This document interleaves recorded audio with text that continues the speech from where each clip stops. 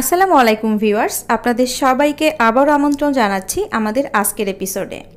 ঈদ আয়োজনে আজকে আপনাদের জন্য থাকছে শশার রায়তা, যেটাকে আপনারা ভারী খাবার খাওয়ার সাথেও খেতে পারেন, এমনকি কাবাব, নান, রুটি যে কোনো কিছুর সঙ্গে সার্ভ করতে পারেন। শশার রায়তাটা খেতে অসাধারণ রিফ্রেশমেন্ট। তো চলুন শুরু করা যাক।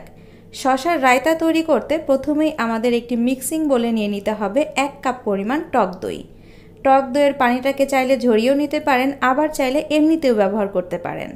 নিয়ে নিচ্ছি 2 চা চামচ পরিমাণ চিনি, হাফ চা চামচ পরিমাণ ভাজা জিরার গুঁড়া, আরও অ্যাড করে দিচ্ছি স্বাদ মতো লবণ। লবণটা অবশ্যই আপনার টেস্ট অনুযায়ী অ্যাড করবেন। দিয়ে দিচ্ছি 1/4 চা চামচ পরিমাণ বিট লবণ এবং হাফ চা চামচ পরিমাণ কাঁচামরিচ পেস্ট। আরও দিয়ে দিচ্ছি 1 টেবিল চামচ পরিমাণ পুদিনা পাতা পেস্ট। আরও অ্যাড করে দিচ্ছি 1.5 টেবিল চামচ পরিমাণ ধনিয়া পাতা পেস্ট। ব্যাস, এই অল্প কিছু উপকরণ দিয়ে দারুণ মজার রিফ্রেশমেন্ট একটি সালাদ তৈরি হয়ে যাবে। এই শশার রায়তাটা ঠান্ডা ঠান্ডা সার্ভ করার ট্রাই করবেন। প্রথমে আমরা মিক্সিংটাকে রেডি করে তারপর শশা কুচি দিয়ে দিচ্ছি 1.5 কাপ পরিমাণ।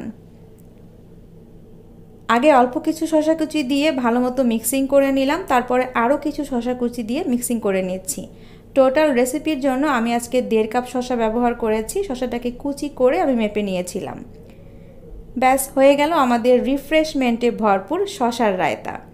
শশার রায়তাটাকে চেষ্টা করবেন ঠান্ডা ঠান্ডা পরিবেশন করতে। আপনারা চাইলে যে কোনো ধরনের কাবাব, সাসলিক, নান, রুটি কিংবা ভারী খাবার খাওয়ার পরেও খেতে পারেন।